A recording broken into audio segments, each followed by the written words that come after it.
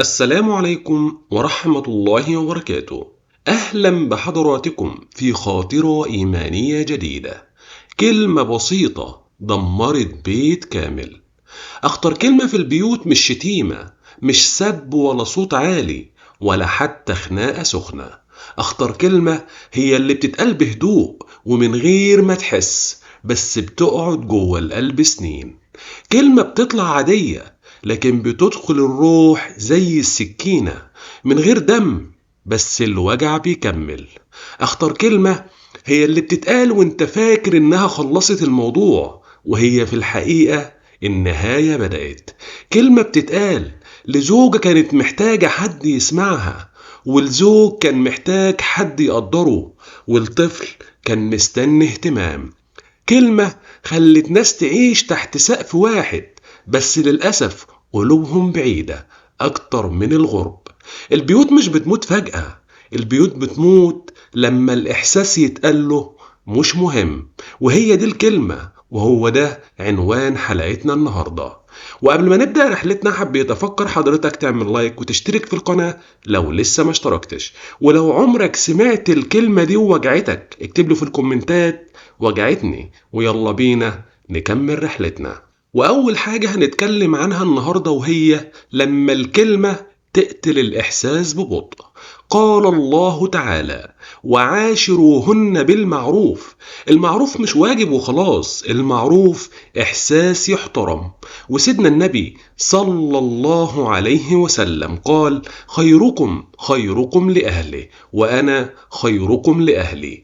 لما حد يقول مش مهم، هو مش بيرفض طلب، هو بيرفض قيمة. بيقول للتاني: مشاعرك زيادة عن اللزوم، زعلك عبء، كلامك تقيل. ومع التكرار القلب بيتعود يسكت، والروح تتعلم تتنازل لحد ما الشخص يبطل يحاول. أسوأ حاجة إن اللي قال مش مهم بيفتكر إن الدنيا تمام، وهو مش واخد باله إن البيت بيتهد من جوه. جاء رجل إلى سعيد بن المسيب يشتكي قسوة زوجته، فقال له: احتسب صبرك عليها، فكم من كلمة لينة تطفئ نارا في قلب لا تراه. كان فاهم إن الكلمة يا إما تطفي يا إما تولع الدنيا. ست بتحكي: لما كنت أزعل أتكلم بهدوء ويقول لي مش مهم، فضلت ساكتة شهور وبعدين سنين لحد ما بطلت أحس إن زوجة بقت قطعة أثاث. واللي عايز أقوله لحضرتك، لو في حد في بيتك لسه بيحاول يتكلم، لسه بيحارب علشان يسمعك اللي عايز يقوله، ما تكسرش فيه بكلمة سهلة، يمكن تكون آخر مرة يفتح قلبه. وتاني حاجة هنتكلم عنها النهاردة وهي الصمت اللي بيكبر ويفصل القلوب. قال الله تعالى: وقولوا للناس حسنا. حتى أقرب الناس ليك أولى بالحسن. وسيدنا النبي صلى الله عليه وسلم قال: الكلمة الطيبة صدقة. كلمة مش مهم بتخلق مسافة مش بتتشاف لكنها بتتحس، بتخلي اللي قدامك يبطل يشرح، يبطل يطلب، يبطل يحكي. ولما يبطل تفتكره انه ارتاح وهو في الحقيقة انسحب من العلاقة. البيوت مش بتتخرب بالخناقات لكنها بتتخرب بالسكات الطويل. قال أيوب السختياني: كم من صمت كان أذى لو نطق صاحبه لكان أهون.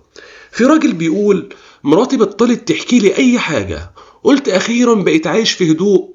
بعد سنة قالت له: أنا من زمان مش معاك، أنا بس ساكتة.